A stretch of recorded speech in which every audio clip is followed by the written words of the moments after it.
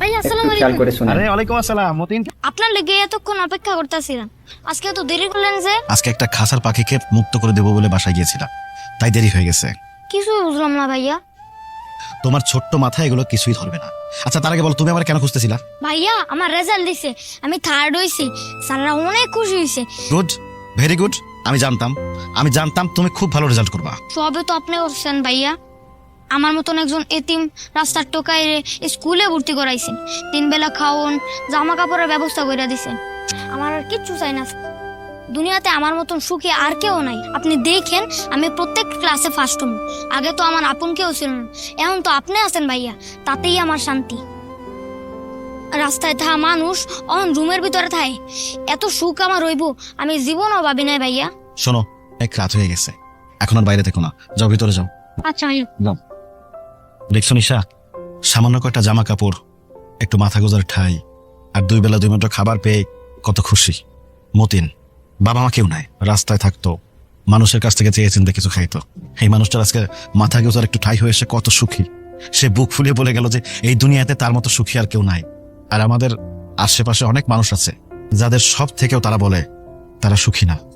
আচ্ছা বাদো না, আমরা একটা সুন্দর চা আছে তো, ফুলিয়া পার স্পেশাল চা তোমাকে আজকে খাওয়াবো। একটু সামনে গেলে রিক্সা উঠে আমরা ওখানে চলে যাবো। আসো আসো আসো। কই আসো। নিশা, তুমি হয়তো বা বিরক্ত হচ্ছ, কিন্তু আজকের জন্য একটু কষ্ট করো, এরপরে তার বলবো না। আদিপ মামা কেমন আছেন? ভালো আছি, আপনি কেমন আছেন? আলহামদুলিল্লাহ আমি ভালো আছি। আপনাদের মামি। আসসালামু আলাইকুম মামি, ভালো আছেন? ওয়ালাইকুম সালাম। মামি আপনি যে কি রাজকপাইল্লা এটা আপনি নিজেও জানেন না। মানে মামি রাজকপাইল্লা না হইলে এমন স্বামী পাইতেন। আদিপ মামা যে কি ভালো মানুষ এটা আপনার বইলেও বুঝাইতে পারুম না। হয়েছে জব্বার মামা, আর বাড়াই বলতে হবে না। আচ্ছা আপনার ব্যবসা কেমন চলতেছে? আলহামদুলিল্লাহ খুব ভালো চলতেছে মামা, এখন তো বিয়ের সিজন, ফুলের ব্যবসা রমরমা। বাহ। মামি আমি একটা কথা বাড়াই কইতেছি না, আমরা যখন 3 জন ল্যাংড়া ওই মোড়ে ভিক্ষা করতাম, এই আদিপ মামা টাকা দিয়ে ব্যবসা ধরাই দিছে। আমরা কত যে ভালো আছি আপনারা বুঝাইতে পারুম না। এই যে বিয়ারিং এর গাড়িটা দেখতেছেন, এইটাও আদিপ মামা বানাই দিছে। মামি আগে কত রকমের কষ্ট ভিতর ছিলাম, ভিক্ষা করতাম, কষ্ট করতাম, এখন এই যে হালাল পথে আয় করতেছি শুধু এই মামার জন্য। আমরা যে কি সুখে আছি, কতটা শান্তিতে আছি এটা ভাষায় প্রকাশ করতে পারবো না। আপনাদের সংসার যেন বেহেশতের বাগানের মতো হয়।